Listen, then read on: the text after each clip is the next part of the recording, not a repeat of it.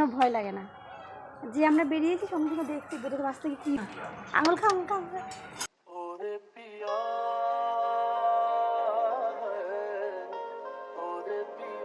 Hello guys, welcome back to new fresh blog. সবাই কেমন আছো? আমি তো বেশ ভালো আছি। তো আজকে সকাল সকাল ব্লগটা স্টার্ট করেছি, একটু বেরোবো আজকে। তো ভাবলাম চলো সারাদিন কোথায় যাচ্ছি, কিসের জন্য যাচ্ছি, কী করছি সবটাই তোমাদেরকে শেয়ার করব। তো রেডি হয়ে গেছি, আমি জাস্ট বেরোবো এবারে।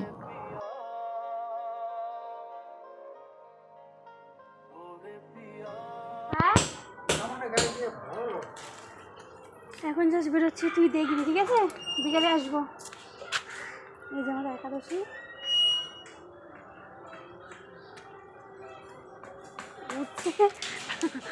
ওকে আমি একমাত্র এখানে আমি কখনো কোনো গরুকে হাত দিতে পারি না, একমাত্র ওর গায়ে হাত দিতে পারি।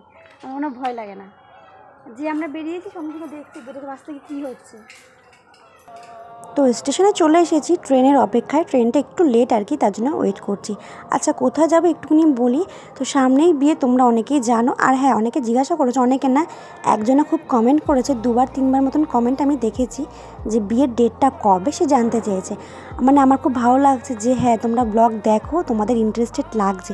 তো আমি ডেটটা এই ব্লগেই বলে দেবো। তো তার জন্য কিন্তু পুরোপুরি ব্লগটা তোমাদেরকে দেখতে হবে। আমি কিন্তু বলবো না কখন, বাট বলে ঠিকই দেবো এই ব্লগের মধ্যেই। তো সেটা শেষ পর্যন্ত দেখতে থাকো। তো যাই হোক, ওখান থেকে চলে এসেছি আর কি ওদের বাড়িতে, বাবিনদের বাড়িতে যাব। তো তার জন্য এবার কিছু জামাকাপড় বলতে জানাবো, কিছু জামাকাপড় নেবে। তো তার জন্যই ওখানে একটা দোকানে গেছিলাম কেনাকাটির জন্য, একটা শার্ট একটা প্যান্ট। তো জামাইবু চুজ করছিল। তো আমিও যেই মোমেন্টে গেছিলাম ভাবলাম চলো একসাথে কিনে নেওয়া যাক। তো ওখানেই তো, আর এখানে যাওয়ার কারণ ওইটাই, বিয়ের নিমন্ত্রণ করতে হয় আর জামাইবু খাওয়াবে আইবুড়ো ভাত। তো বলতে পারো আমার প্রথম আইবুড়ো ভাত খাওয়া এখান থেকেই। তো তার জন্য লাস্টে একটু মিষ্টি মিষ্টিও নিতে হয় আর কি, যেহেতু অনেকদিন পরে এসেছি।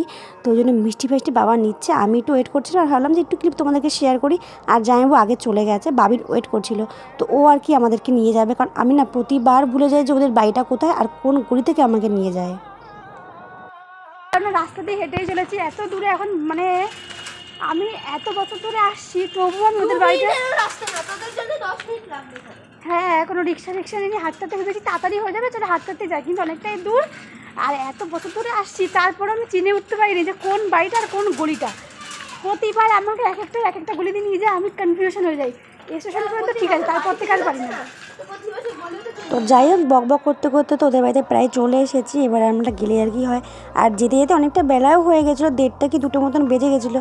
বেশিক্ষণ থাকতে পারবো না, কারণ তারপর তাড়াতাড়ি চলে আসতে হবে, যেহেতু এই ভিডিওটা শ্যুট করা কালী পুজোর দিন। বাড়িতে এসে আবার প্রদীপ দিতে হবে। তো বাবিনকে এটা কেমন লাগছে বললো, আমার বিয়ের জন্য আর কেউ নিয়েছে রকমের আইটেম। মাই গড,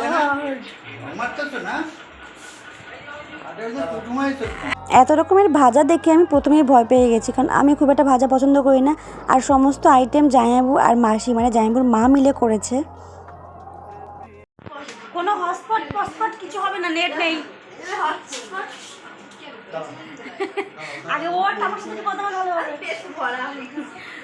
এখন জাস্ট খাওয়া দাওয়া হলো, ঘুমিয়েছে এইরকম। কত ঘুমাতে পারে জাস্ট একটু দেখো। আঙুল খা আঙুল খা আঙুল খা।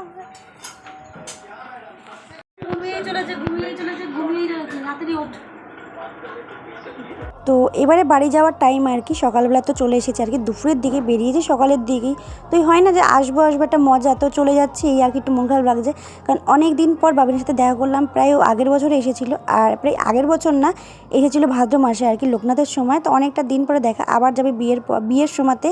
তো সেভাবে ওর সাথে তো টাইম কাটানো তখন তো আর হবে না, তখন আমি ব্যস্তই থাকবো। আর যেহেতু পর পরীক্ষায় পড়ছো, সেভাবে থাকতেও পারবে না, তো একটু আর কি খারাপ লাগা। তো আসার পথে কিছু ঠাকুর দেখতে পেয়েছিলাম, ভাবলাম চলো যখন আসছি বারাসাত হয়েই তো আসছিলাম, তো চলো সেটা দেখে নিই। তো আর কি এরপর এইবারে পুজোতে আর কি আমি ঠাকুর দেখতে বেরোতে পারিনি, এই যেটা দর্শন করেছি এটাই আর কি। দুটো ঠাকুর দেখেছিলাম, কারণ একদম পুজোর সময়তে বেরোতে হয়েছিলো, কেনাকাটি এটা ওটা অনেক কিছুই ছিল।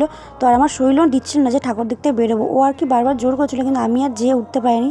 আর বাড়িতে আসার পরে প্রদীপ লাগিয়েছিলাম, সেটা দেখতে কেমন লাগছে অবশ্যই তোমরা জানিও। আর পুরো এখানে আরও অনেকে ছিল যে বাচ্চাগুলোকে আমি পড়াই, ওরাও এসেছিলো সন্ধ্যাবেলা। আর পাশের বাড়ি মরিও এসেছিলো, সবাই মিলে বেশ একটু বাজি টাজি ফাটিয়েছিলাম। তো যাই তোমাদেরকে তো বলাই হয়নি বিয়ের ডেটটা কবে। বিয়ের ডেটটা হলো 2রা অগ্রহায়ণ আর কি, 27শে নভেম্বর।